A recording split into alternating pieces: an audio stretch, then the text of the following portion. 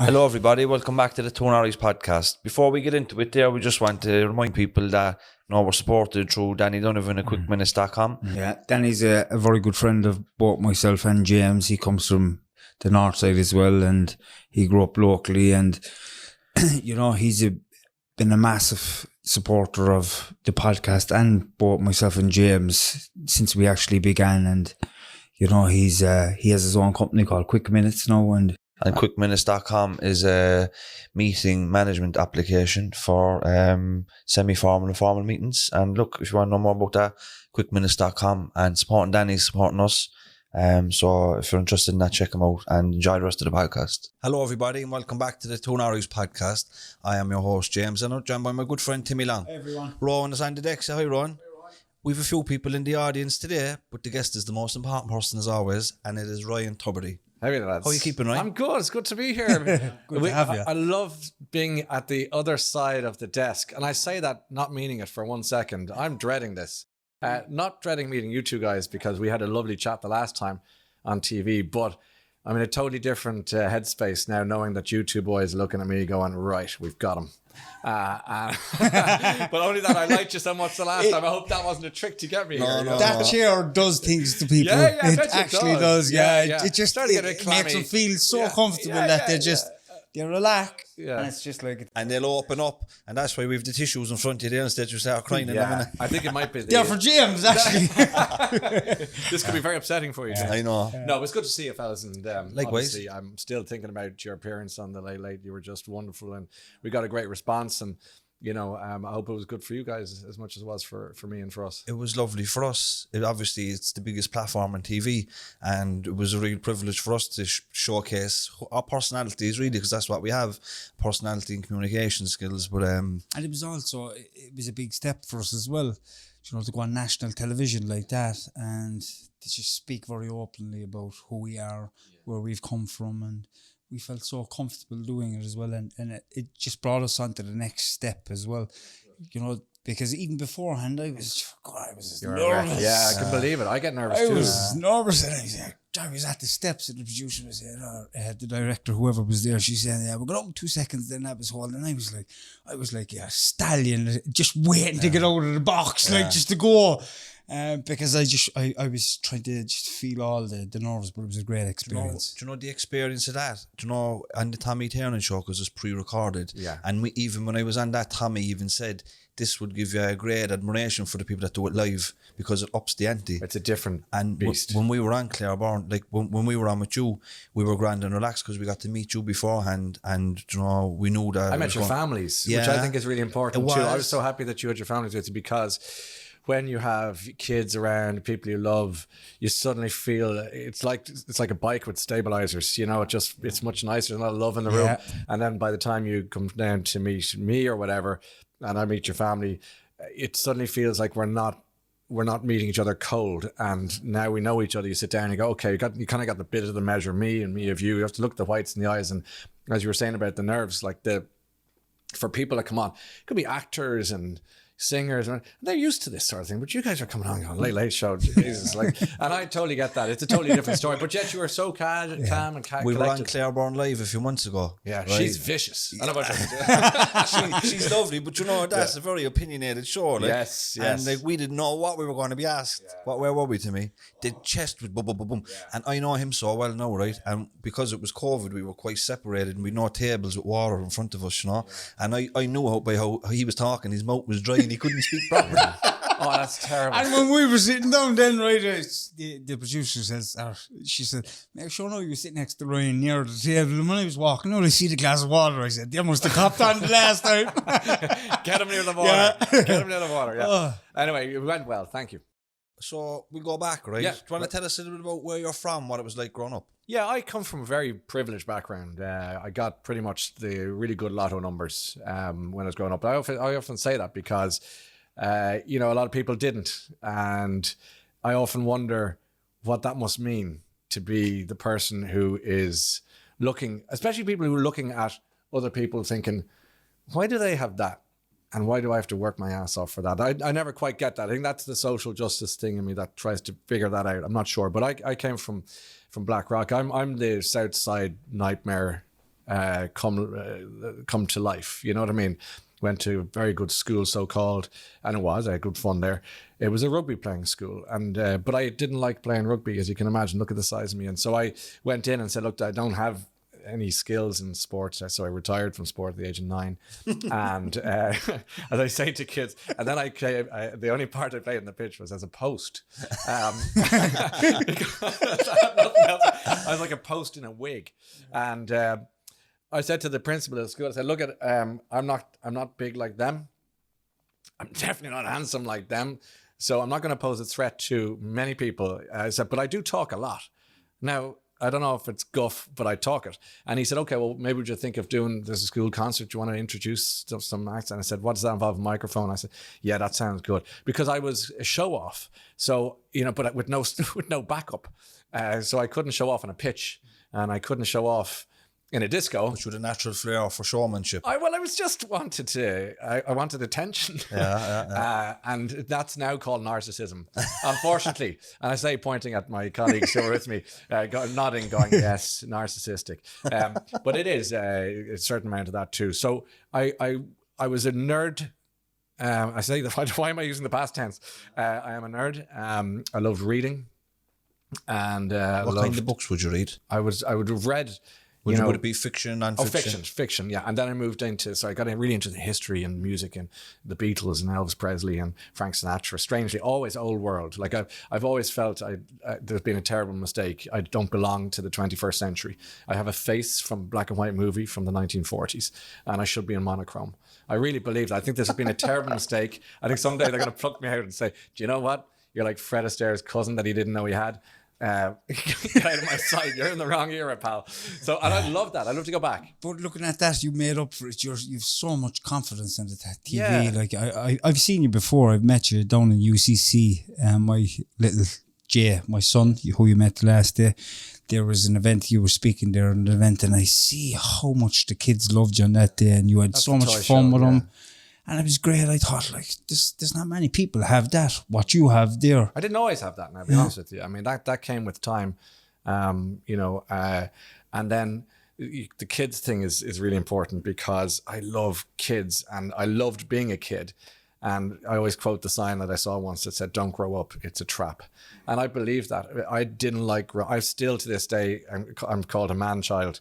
I think you see it more off screen than on. Like, you're looking at me now and you know that I'm giddy and I can be and I'm a messer. These guys, they're still trying to get to work with Claire Byrne or anyone but me, Joe Duffy, anyone. But we have cracked getting there, and I think that's really important. I always wonder why people certainly sometimes hit an age, maybe 30 or something like that, and it's like they hand in the badge and gun and say, I'm 30 now, I must have no more fun. And you think, no, you can do both. So, when you're interviewing Taoiseachs and, heads of state and stuff like that, that's one face. But, when you're doing the toy show with children, do people get to see more of the real Ryan when you're doing the toy show than they do when you're interviewing me on Martin? Yeah, without question. That's changing a little bit now because I've become more relaxed in my skin about talking to people like the politicians, presidents, prime ministers, whatever it might be, a Taoiseach. Because you're near their age now, I'm just getting old. And with practice as well. And with practice and learn. Like I've been a ghastly broadcaster. I've made terrible mistakes. How did you get into it? I got into it I wrote a letter to the Irish Times when I was 12. That's how obnoxious. I can't. But you have to seize your initiative. You have to seize your moment. It was a paper that was in my house every day, and we were going to see a lot of films, and then we ran out of films to go and see. And I wrote a letter to the paper that was published on February the 20th, 1986. I was 12, and I remember the date well because it's changed my life. They published it. It was, the headline above it was, "Too few films for 12-year-olds." And I was, "Dear sir, there aren't enough films." It's like I'm annoying myself even thinking about it. Yours sincerely, Ryan Tubridy. And that's in the archive. Like, it's there. So it's not like a sort of apocryphal story. And a researcher from TV saw it from a kids show called Anything Goes, was on a Saturday morning, saw it and said, "You sound obnoxious. You're exactly what we want. Could you come in and review a couple of movies?" And I did. And I sat in front of the camera as a 12-year-old and thought, okay. I got paid £25 and which I bought books with. And I thought, this is a nice way to make a living. And then I heard kids on the radio once doing book reviews, and I wrote into them again and said, you know, can I do that? I'd love to do that. And I did that clip. Yeah, that was a different. That came later. So this was the radio, and then the clip you're talking about. I went back on TV, and then I was in the wilderness here because my voice started to break, so I was unemployable because I just was talking like this, you know, going, "This is the best book I've ever seen." They're going, "What are you saying?" Do you know what? That's the equivalent of the boys on Dance and Late Late Show. No, when that's pulled up. Yeah. You know, before they were famous type of thing. And they keep pulling. You're so right. There's a video clip of me talking, and I've got this. What's his name? Jason Donovan attempt of a hairstyle. I look like I'm appalled at myself. I still am appalled at myself regularly. Things I do and decisions I make, and sometimes broadcasts I put out. But you just said a second ago, James, and you're right. You've got to take a risk sometimes. And you're not going to, I mean, you guys know this more than anyone else, given your life stories. You'll learn nothing by playing it safe. And I don't like boring. If you go through your life like that, towards the end, you look back and you just say, like, why didn't I do this? Why didn't I do that? And I suppose even when we did start this podcast, there was an awful lot of fear, you know, how we were going to be accepted by our communities, the public. But we knew it was the right thing to do at the time. We knew it was something that was... What was your heart, what you really wanted to do. And it was badly needed as well. It was the middle of COVID. It was just during the lockdown that we started. But I think people are afraid of that initial feeling of fear. Yes. And I suppose if you jump into it and just feel it, you will keep growing and keep growing and keep growing. What we always say for people in recovery from addiction, right? Giving up the drink and the drugs is part of the battle. It's a big part of it. But the good life won't fall on your lap. You have to actually go out and take it. You can have it, but it won't be given to you. And I think you had that at an early age. You have to go and put yourself out there, go and try and seize the moment. And you know, when you were speaking, you reminded me of Mario Rosenstock we had here a few months ago. Yeah.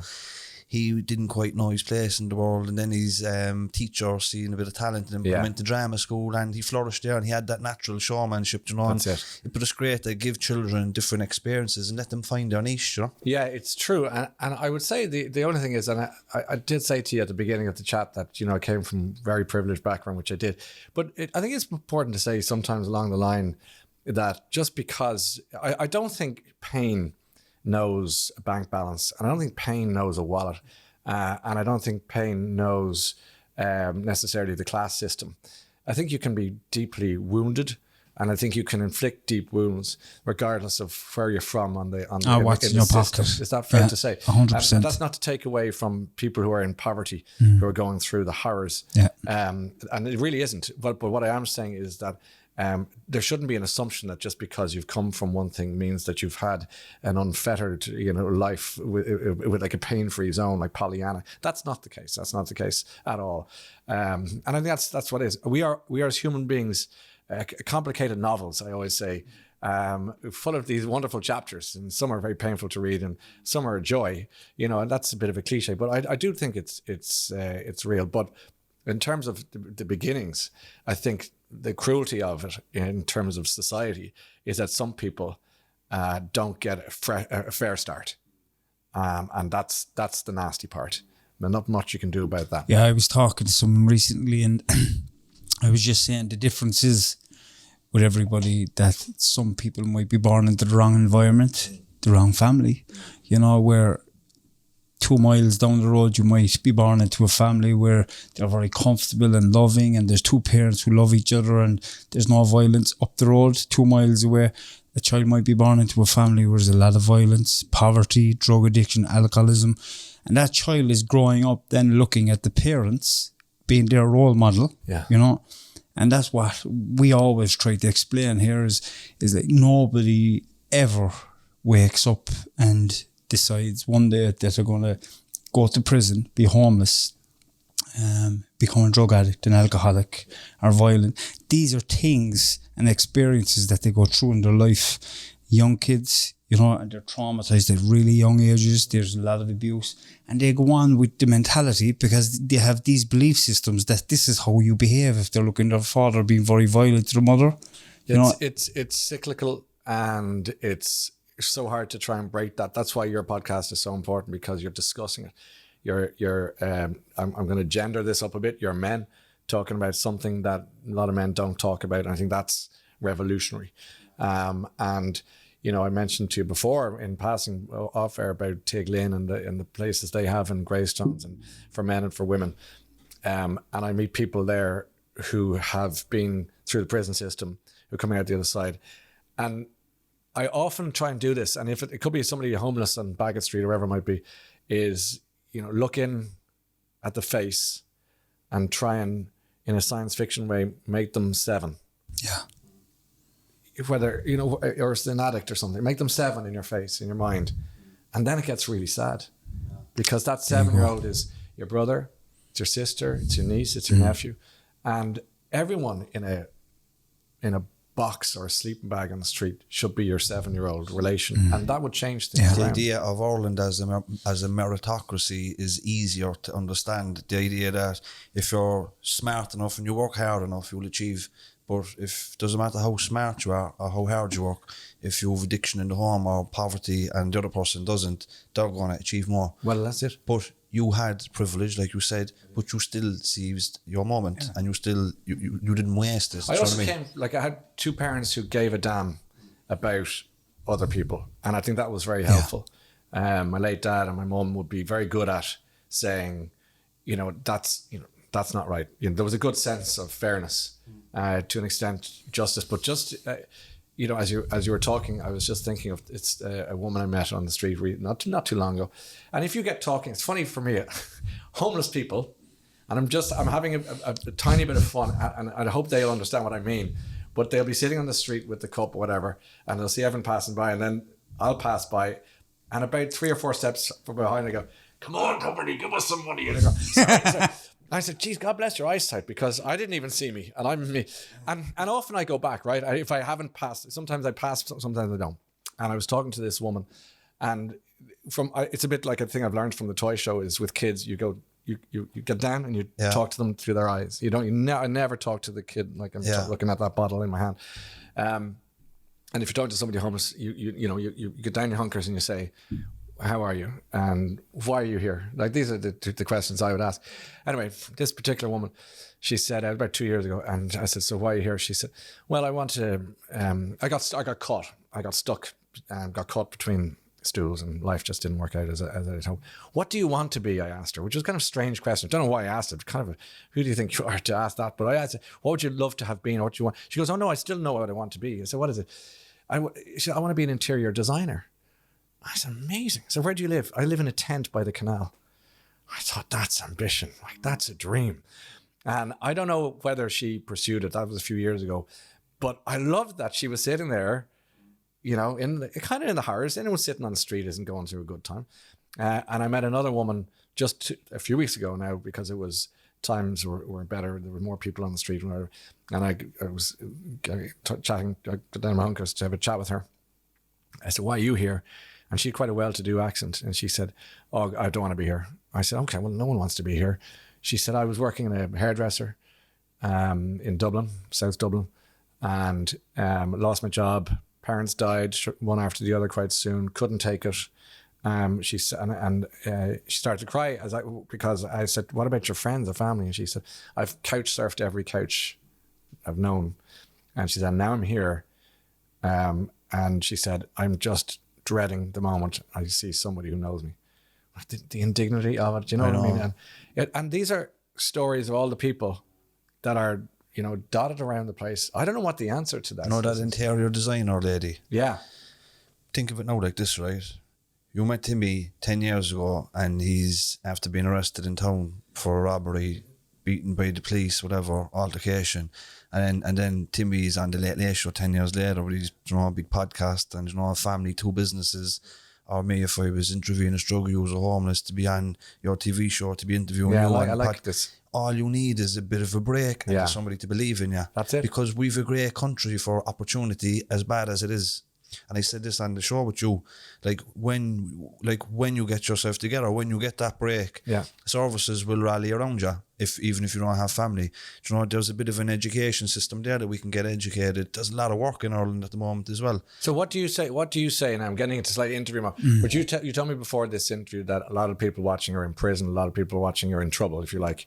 There's hope. But there's hope. There's hope. So what do you say to the guy or the girl who's watching it, going, "Look, I like you lads, but you know, you're talking through your hat. I don't believe you. I don't believe there's any hope, actually. I've been through this. I've been through that. I think the system is stacked against me." I said, "You're talking to Mr. Privilege on your two Norries podcast today. You know, what does he know about any of this? What does he know about what you're talking about?" You know, some people are really angry about the system. Some people are really bitter about the lack of opportunity.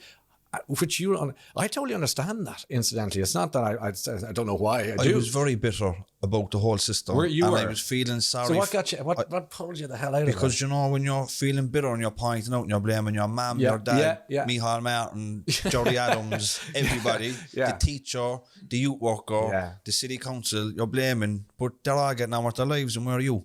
In prison, homeless, and drugs. Yes. It wasn't until I really started, you know what?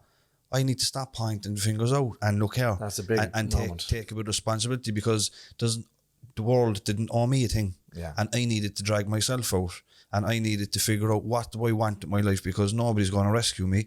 I have to rescue myself. I got a lot of help. Did talking help? Talking to people, to what, therapists or people and friends, or how? Therapy was instrumental. So I think that's the biggest thing. Because you get personal development. It gives you an awareness around understanding that you're not a bad person. You might have done bad things, but there's a context that lets you understand it, and you think like, all right, that's after influencing that part of my life, so maybe I can move past that now. I'm not a scumbag or a junkie or all these labels that people have given me. I understand that now. I move on. And then one of the key things a therapist said to me, says, "Give me one good reason why you can't go to UCC, or give me one good reason why you can't drive a car or have a job." And I hadn't got one. There was just no logical, why can't I? But I had these beliefs that I couldn't do any of that. Yeah. But when somebody made me aware of it, then it's like, fucking, why can't I? Yeah. And that's what we tried to do, because we're not special. Like we're all regular people here. We the Taoiseach here, and you know, regular guy, you know, from in the state over the road, but doing good things with their lives, but just you know, seizing the initiative and you know, just having a bit of ambition, like that lady in the tent. Yeah, I love that. I'd love if she was on in 5-10 years time saying, "Do you remember you met me?" Design in our studio. Well, I like that. You don't need to get a great studio here. In RT Studios. But I met a young lad in a clothes shop the other day, and he said to me, I could see. I don't know what the conversation was, and I say this sometimes when I meet young people who are.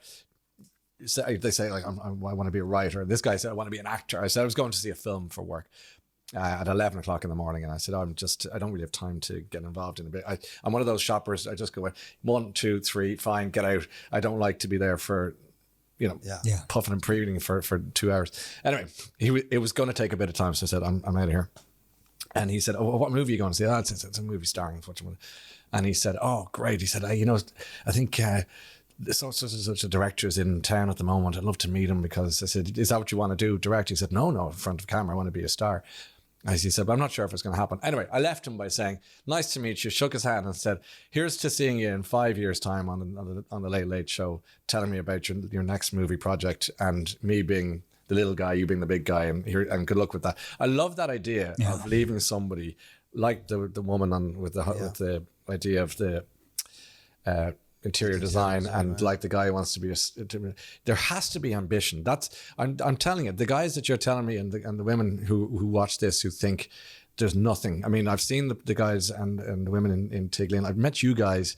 I've seen people hit rock bottom. There has to be that sense of the reason that they believe is there's nothing is because they'll probably have to go through the whole system already, and every time they come out of prison or rehab or whatever, the service that they need to help them on their path is not there, you know. And when you do it so many different times, like they start to think that there's no hope there, and they just start getting used to it, and they get angry, and you know, and they start hating the system, and everybody belong to it. But what we do is, like, I tell people my story. I tell people where I came from if I feel the need that it might help them. And I tell them how bad it was. You know, I don't go into too much detail about everything, but tell them how bad it was. I tell them how it was growing up for me, you know, growing up with my mother and my younger brothers and stuff, you know, and something just goes off in their head. And that's the importance of AA, all these different organisations, because all these organisations, when you walk in the door, and it's very important that we are here on other podcasts like this, that we're actually openly speaking about these issues that we have in society, particularly around drug addiction, alcoholism at the moment. The big thing at the moment for people wanting to turn their lives around is housing. Yeah. Because like if you don't know where you're going to be sleeping, it's very hard to go to education and employment and stuff like that. That brings us into the political side of the conversation. Yeah. Bit of a Fianna Fáiler in you, wasn't it? Well, listen, I was waiting for it. I was waiting for that shot to be fired, and here it is. Straight through the heart. Straight in, no kissing, right? Well, I tell you one thing, right? This is new to me now. when we started out, there's an old Fianna Fáiler in you, like I'm Voldemort. I remember the Mafia. It was a good segue, wasn't it? It wasn't bad. I'm trying to see how he cut me out there, like, and he came straight in with the dagger. And you were like going down a really emotionally in charge mode. Yeah, and he stole my. Bomber Harris in the corner was going. Lee Harvey Oswald over here. I was trying to bring in the politics. Yes, I know what you're going to say. Because it's related to that. Yeah. But like when we started this podcast, I was a member of Sinn Féin. Yeah. And I didn't renew my membership because to be in the media, I think you have to have you can't have objectivity. politics. No, you're Is right. that why you... Yeah, I don't have politics. Like, you can't. But if you're asking me to... Yeah, I come from a very political family and it's all Fianna Fáil. Like, there's no doubt about it. My grandfather was a guy called Todd Andrews, and he was a shooter in the Civil War, anti-treaty, big friend of Dev's. Didn't run for politics. Dev turned around to him and said, would you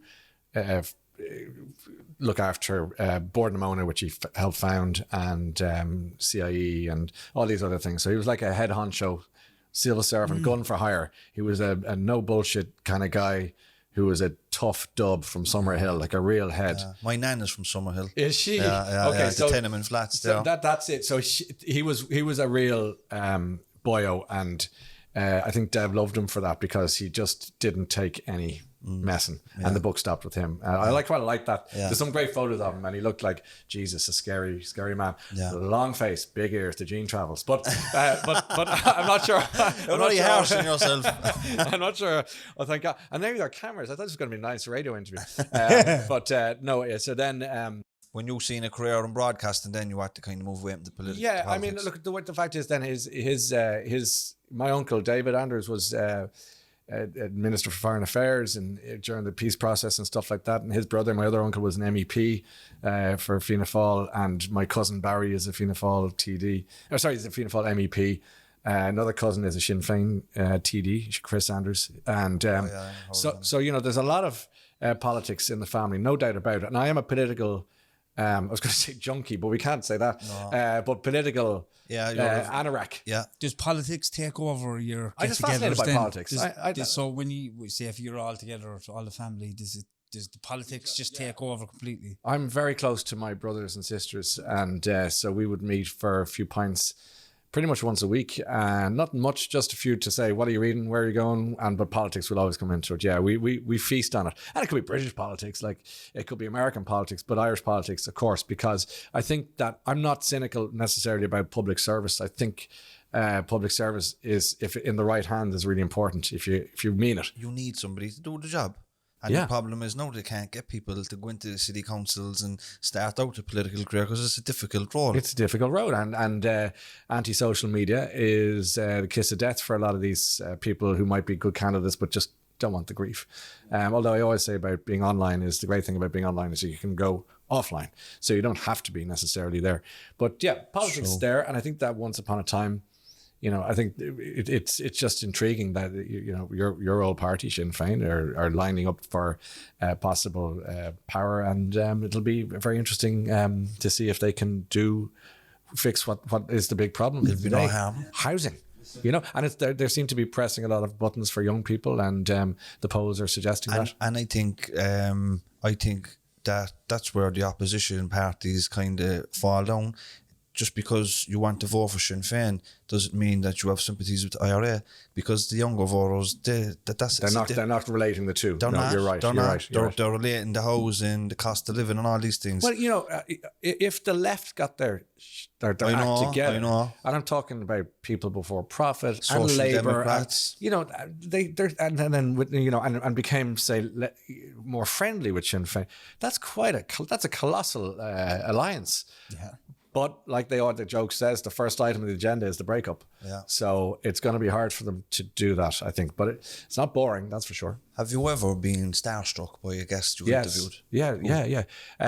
I tried to. I did. I was kind of interviewing him, but my nerves were gone. It's Paul McCartney from the Beatles. I got to meet him before a show once, and I was like a 5-year-old meeting Santa in Lapland. No, honestly, I started patting him on the side of his shoulder, and I was a grown man. Yeah. Well, allegedly. And he was going, hello, Paul McCartney. And I was saying, hello. And it was before a gig. And he was going, what are you doing? I said, thank you for the music. I was quoting ABBA. I was hitting him on the show. And I think his people were saying, this poor kid, and I was probably about 32, this poor kid is not well. He's kind of just patting him. And I said, can we have a photograph? And he kind of looked at me and said, I don't do photos. I said, we're having a photograph. And now he definitely thought I wasn't well. Yeah. And a friend of mine had a camera. I said, take a picture. And he said, I don't think so. And as he was saying, I don't think so, right? Your man goes, takes the picture. So the photo I have of me and Paul McCartney, my all-time musical hero, is him going, fuck off. And we go, but wait, Paul. And I've got chicken in my teeth because I had a stupid sandwich before. I'm wearing a shirt that it was impossible to describe. It's so disgusting. My hair is outrageous. It's like an unemployable wrestler in the 1980s. And I look like, so the one photo I have with my hero is him saying, basically, get out of my sight. Yeah. So yeah, I was starstruck, and I made a balls of it. I would have told him where to go, probably, I'd say. If it was me. Yeah. Oh, I did it again in New York one day. I was walking down the street, and one of my other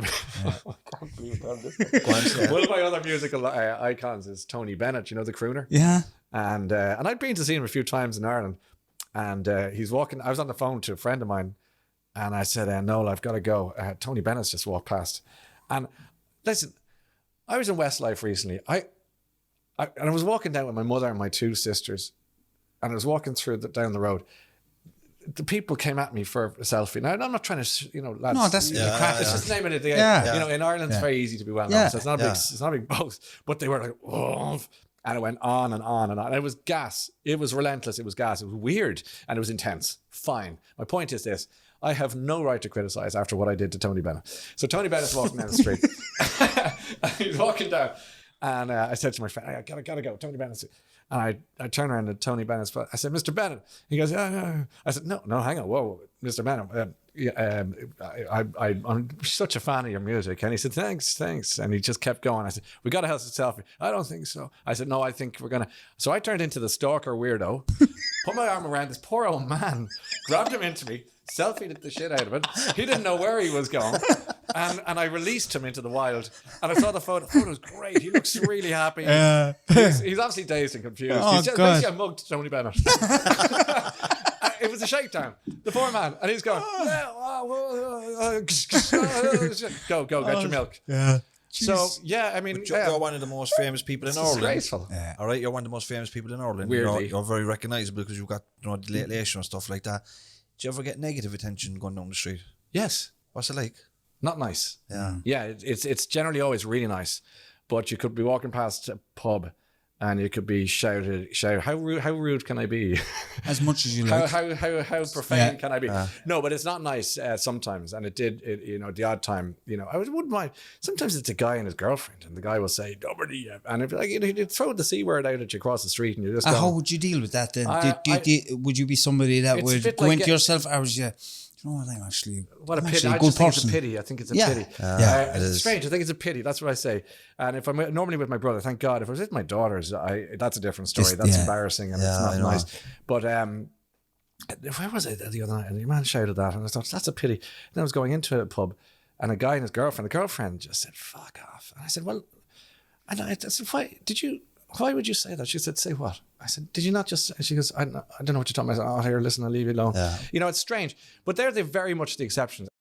Sometimes when you feed it like that, Yeah, it gets worse. No, I should have just kept going. Yeah. And people could be just waiting for you to respond before it gets out of hand. I think that's the case, but like it's so unusual that I can actually tell you the words. That's the good thing about it. I think if I was online, if it was on Twitter, I'd have a different story for you, but I'm not on Twitter. So that's what I was going to say there. We were speaking beforehand, Ryan, about we were talking about what people's perception of you are when they're, how'd you get on with her? Most people think I'm a bit of and a we knob, were saying we said he's absolutely sound. Do you know nice what kind of fella is he? And I said, do you know, he's a genuine nice guy. He met me, my family.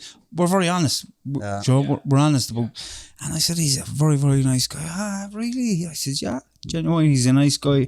And I said, and my next question was what James asked you. How do you deal with people like? Because as you can imagine, I've gotten some shit because of my own actions in the past. Yeah, I can imagine. Do you know, when I was using alcohol and drugs, and you know, some people are still stuck there, and when that stuff comes up for me, it kind of hits me and it hurts me because this person is back then 10 years ago, 12 years ago, and I'm here. Like it's like two different human beings, you know. What age are you now? I'm 41. 36. 36, 49, right? So I think at about 43, I just decided that's enough. Yeah. About caring about the bad stuff. Yeah. And it was, I think, about that age, and I just went, yeah, I'm good to go now. I'm good to go with, you know, that's water and ducks back. Because, you know, for every negative comment, there's 1,000. At least. And they're the ones to focus and on. you always bring home you bring home the awful comment. It's a thing. It's a human condition. But you know, even the people on Twitter that don't like you, I think everybody gives you credit for the Late Show, so we'll hold on to that. Well, I tell you, you get a lot of credit for the Late Show. You're great with the Especially kids. the toy show. Well, the toy show. The toy show. The toy show is what I meant to say. Yeah. See, you had to correct him. That because is he knew, people get credit for Late Show. I'm looking at him going. I remember. You definitely meant the toy show. Toy show. Yeah. Do you know why? Being the presenter of the Late Show for a night. Good luck with that. God. Do you know why I didn't get really, really stressed up there, right? At the Late Show. I was only thinking You back. saw me dressed as a lobster, probably. Jesus. Well, that too. But it's helps. because I had my little 10-year-old behind me chasing me around the studio every minute he could get to tell me to ask. Make sure you ask him, can I go on this high show? Oh, yeah. That's it. Yeah, That's and it. I said, all right. So, and I think I pulled your producer afterwards, and I said, will you do me a favour, please? See that little fellow over there hiding behind the chair looking at us? Because he was actually hiding. This is the weirdest part of the job, is that you could talk to somebody about, you know, all right, so your dog was, you know, thrown off a cliff and, you know, a rock fell on his head and, oh God, and you're really upset. Yeah. And the person goes, yeah, and then the dog and the cliff and the poison. And I said, oh, well, look, thanks for being here. I'm so sorry about your dog. That's okay. Can I have 2 tickets for the patient? You're kidding. You just told me about your dead dog and the brick and the poison and the urine and the poor thing. And my brother, actually, when my dad died some years ago, my brother works in a hospital in Dublin, and he got an A4 envelope in the post with a note, and he was able to shake the envelope. That's strange. And the note said, "Dear Neil, I haven't talked to you for a long time. Sorry to hear about your father. He was a great man, and I hope you're doing okay. Please find enclosed a CD. Would you please pass it on to your brother Ryan, in the hope that he might find some room for it on the Late Show?" And I thought that's what it is. That's And with a name like Tubridy, like God help my family, like because you know you can't get away with. There's nowhere to hide. You just have to switch off. The toy show is the Irish version of Willy Wonka's Golden Ticket. Yeah, it is. Isn't it? It is, and it is the dream job. Like I The thoroughly kids enjoy. made the kids. Where do we watch the kids? And they're absolutely They're tremendous. amazing. And young Adam King from this part of the world, That's and, right. you know, he's and I've stayed in touch with a lot of the kids, and it's really lovely. But the reaction, the funny thing about being the presenter of the toy show, whatever about the Late Show, which by implication you're saying is only okay. It's been great seeing it. That's where you get your critics. But even your critics, I think, give you credit you're bulletproof from one night only. I appreciate that, and it's true, and it's true. He says with no humility, but I think on this one we're okay. But the toy show, what's gas about it is that it's one thing being well known in Ireland. If I was, you know, a singer or something, that's fine, but the kids wouldn't really know who you are necessarily. When you do the toy show, everyone knows who you are. So you could be in Smith's toy shop And it's the weirdest reaction. It's actually the nicest reaction. Now my girls are too old for that now, but when I used to be in the toy shop, and you'd see a little kid, it's like something out of an ad, walking along, and the parents have just gone ahead, and the kid turns around and sees me, and the jaw drops, and the kid's going, like almost going, trying to find the parents behind him, going, and I'm going, I did see the kid, and I, nod or give a little wink and keep going, and then I hear in the next aisle, the kid going, "It was Ryan Tubridy." And they're going, "Shush, it wasn't. Stop it. It wasn't." And I like that sense of wonder that you get from the kids when what they is just it go. about the toy show though? Like, where does the magic come from? I'll tell you what it is. It's a number of things. As I say, I think I relate to kids quite well, which is great because, I had to. They're adults now essentially, but and I loved being a kid. I loved everything associated with childhood. I still do in terms of food, sweets. Like I've got a terrible. Like I'm looking for the children's menu in a restaurant. Like it's mortifying. I can't eat. No, it's desperate. I'm like, oh, you have I said, do you have jumbo sausage? Beans? Because I'm just not interested in any other stuff. But oh gosh, I lost my train of thought there. What is it about the toy show? Yeah, like it's just you'll get all these references. I channel Buddy the Elf, Will Ferrell. I channel Kermit the Frog. I channel Basil Fawlty, and Willy Wonka. Obviously, Gene Wilder. And with all of those people, there is manic, there's crazy, there's unpredictable, there's justice, and there's kindness. And I think they're the great qualities you can have, but none of them are serious.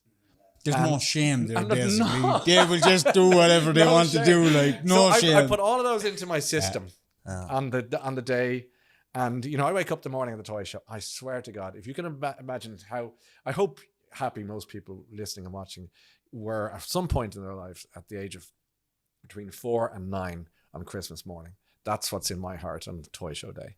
And it just beams out of every pore, and I'm just going, bring the joy, like bring the kindness, and it just feels good. It's feel good. It's amazing. It's a real institution, isn't it? Well, I am institutionalized. I'd say it's the biggest TV show in Ireland. Is it? It is. Get the most numbers. Most watched. Yeah. It's amazing, isn't it? Yeah, it is. It's a huge achievement. It's an army of people put it together. But it's like it's a culture here. When the toy show's on, the whole family comes together on the PJs, the popcorn comes out, the goodies. Thing. And that's it. If you're talking to, say, there was a person from Spain there, and she's going, I don't understand. Yeah. And then somebody goes, oh, the toys. So this man, they point at me if I'm in the company. So this man goes out and plays with toys and hangs out with kids for the night for 2 hours, maybe 3 hours, and we all watch it. And actually, what? He does what? And I'm looking, I'm starting to go red. I'm embarrassed. No, it's much more complicated than that. It's a cultural phenomenon. It's been down for years. And, it's, in other words, what I'm trying to say is it's utterly inexplicable to somebody who isn't Irish. It is like the Kimberly Mikado of television. It is, yeah. I have a good question related to the toy show. It's just related to the time. This is just me, because the amount of times I fell asleep watching it halfway through. Is there any way? No, in fairness, that's very mean. Pat Kenny was a good guy. Was it? Could it not be on earlier?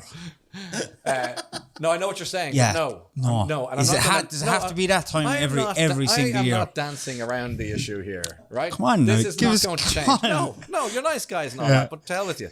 It's 9:30. I'm not going to change it just because you guys are sitting here looking at me, okay? A lot of people watch it the next day. The ratings are actually higher the next day. No, the ratings are fine. We don't need your stupid suggestion.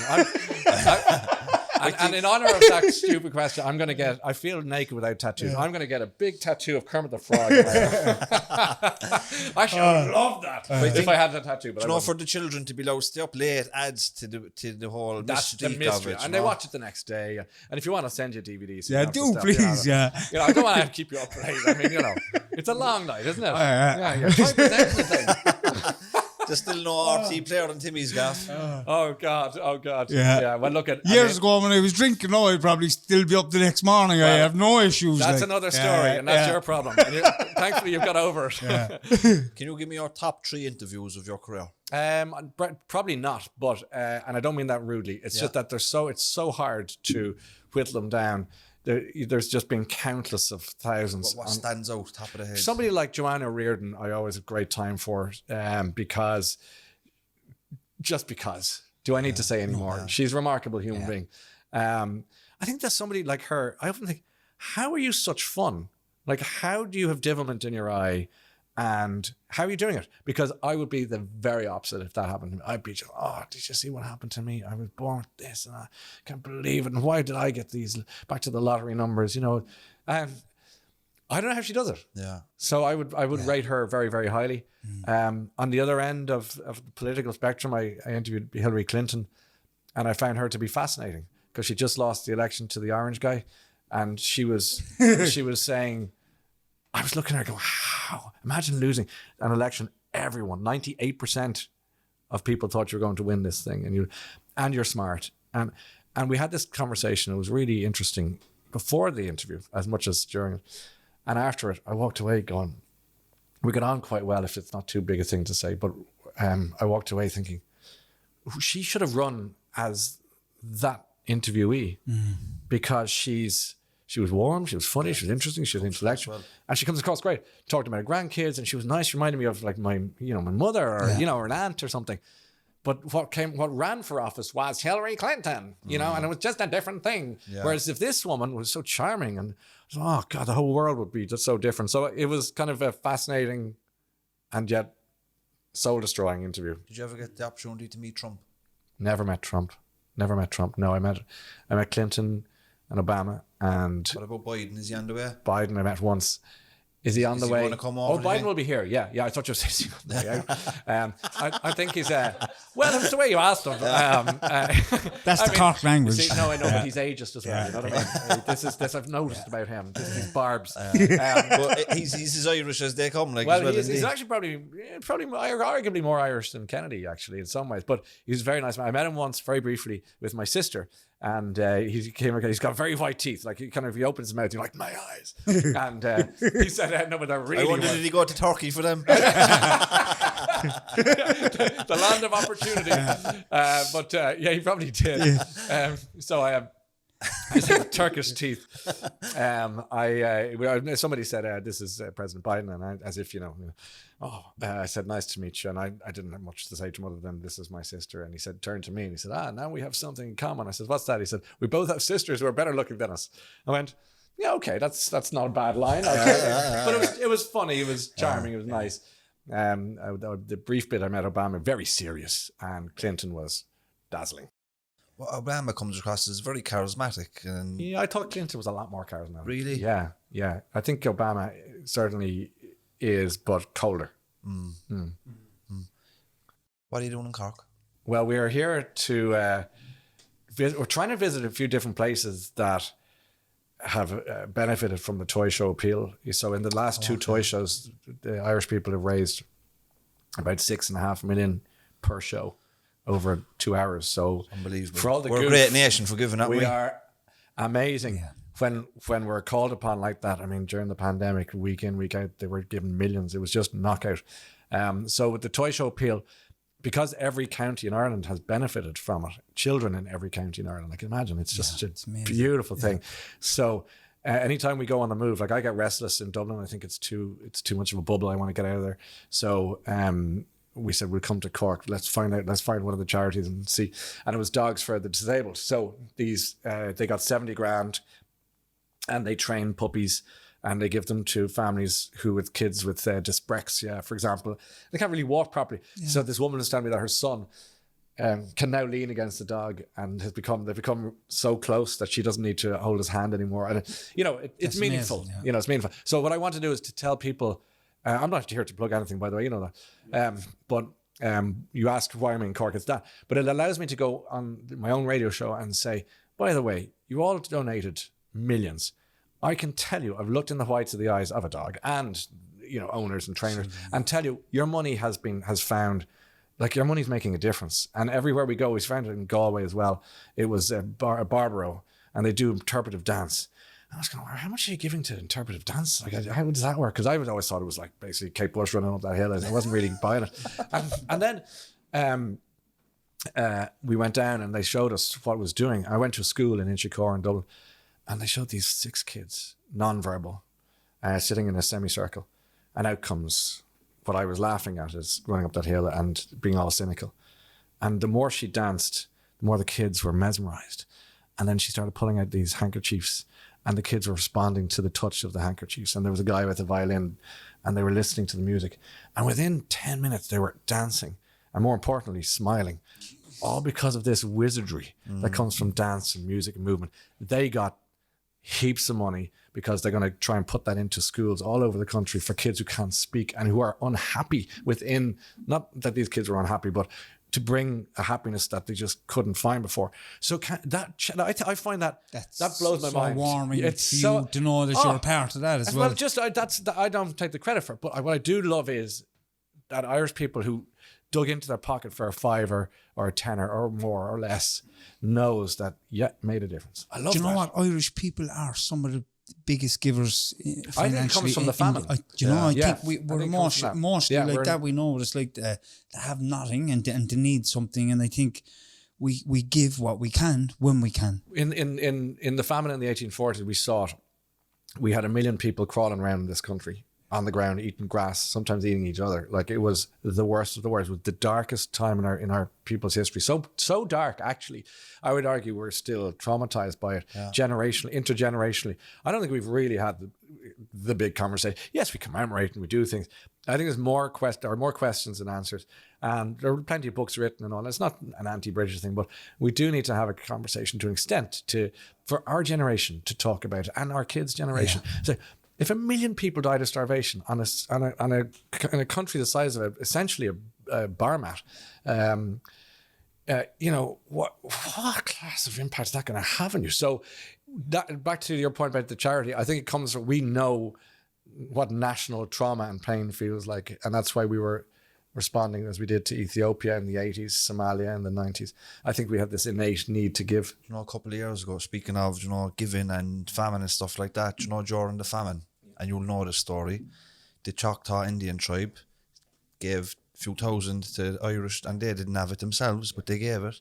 A couple of years ago, they were fundraising in America, this small tribe, and they were getting huge donations in from Ireland, and they were like, story with all the Irish people donating in, and they did a bit of an invest. It was on nationwide. They didn't realise the history, and the Irish gave them thousands, and it was a beautiful story. Have you seen the beautiful sculpture to the Choctaw Nation? It's in just out near the Jack Lynch Tunnel, I think. Yeah. And it's feathers representing. Right. You know that one? You know that's the one. Yeah. That's where that story interconnects. So isn't that lovely? That is beautiful. Yeah. It's a lovely really sense of kindness. I'm going to finish up with this, right? And I'm going to put you on the spot. Have I ever killed a man? No. Don't ask me anyway. Now I'm terrified. I know. No, we'll have to cut that bit out, Ron. Yeah. Don't cut anything out, Ron. Leave it all in. My guys are recording it on their phones anyway. Is he Rowan go, I don't like this game anymore. Yeah. But I've got a trapdoor. Okay, sorry. I'll put you on the spot, right? Again? So you've hit the pinnacle of broadcasting in Ireland. Yes, I'm dead. Okay. Have you any advice for 2 up-and-coming broadcasters? Get out now while you can. No, I think that I don't think I'm in a place to give you advice. And I say this because you're coming at broadcasting from a far different world than I am. That is to say, podcasts, which I'm not involved in the podcast world. I think, strangely, the podcast world is where exactly you guys should be, and that's why it's going to grow for you. And the next question for you is, what do you do next? Because there's only so much, I think, to an extent, you can do of a podcast. If you run out of people, Ireland's small. It depends. How ambitious are you for the show? Do you take the show on the road? Which of course that would be great to do a road show. Do you go more international, or how do you feel about that? And then how do you feel about doing something on television? Would that be of interest to you? So these are the questions I'd be asking if I were you, because you're both I'm looking at you. 6 out of 10 for looks, so you could chance you got a chance a TV career. My dad said I have a face for the radio. Oh well, welcome to my world, pal. But Yeah, so it follow that. If you really want to do it, you're great at it. Like, I've really enjoyed talking to you today. I have to say, I thought I would. That's why I said yes, because when I met you, I knew we were. I think you caught the side of me that a lot of people don't often catch, which is the messer, really. And I hope you got a sense of that today. You know, because it's been great. But you don't need much more advice from me, because I think what you're doing is golden. So keep going. Thank you very much. Yeah, I mean that. And listen, it was an honour again to speak to you. Yeah. Thank you for having us on the Late Show, for coming on our podcast. You know, It's a pleasure. It's a pleasure as ours. And no, thank you, and you know, thank you for doing this. I think generationally, it's so great that you're talking a talk that hasn't happened. When I was younger, this program wouldn't exist, and as a country, we're divils for pushing stuff under the rug, as you know. This is the healthiest, most engaging, smartest thing you can be doing, and you do it with such skill. I'll tell you what I really think when we stop recording, but but ultimately, no, thank you for having me on the show. It's been a pleasure, real privilege, actually. Thank you both. Thank you very much. And look, there's t-shirts there. We'll send you home with a t-shirt. And you know what? There's one for everybody in the audience. At last, somebody else gets to say that. Here he was thinking of that since the beginning of the podcast. He was thinking to himself, how will I get